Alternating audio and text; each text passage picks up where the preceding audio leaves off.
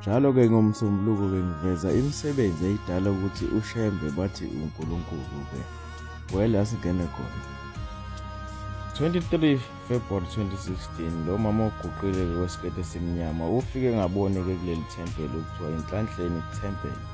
Ila-ke khona unyazi lafike khona lamvula-ke amehlo-ke. Bebiza-ke igama lonyazi lungekho lona la.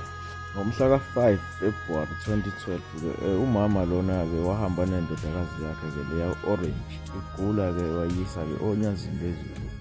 Yafike-ke yaphalaza inyoka-ke kwaba ukusinda kwayo kanjalo.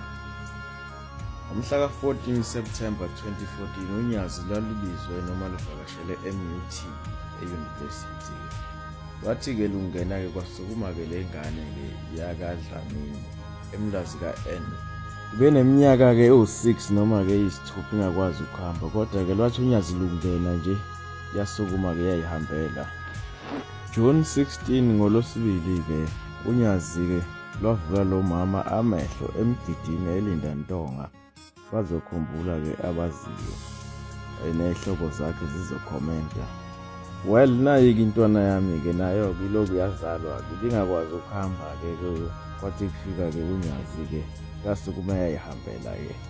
Lona-ke uMamthembu kade ehlala-ke kwaNongoma naye-ke owasukuma ngesabatha-ke emzini waseDannhauser enganayo-ke information ukuthi yena uhlala isikhathi esingakanani ku-wheelchair, kodwa-ke naye wasukumiswa-ke unyazi-ke ngesabatha. Ngomhla ka-5-ke July 2016-ke lo mama-ke wafika nefamily yakhe angakaze abone emehlweni lokhu azalwa.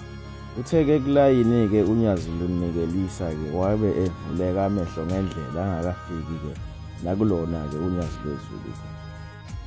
Well, okuyona into-ke yenza labantu bathi Shembe-ke uNkulunkulu ngenxa-ke yale misebenzi-ke engiyifakile.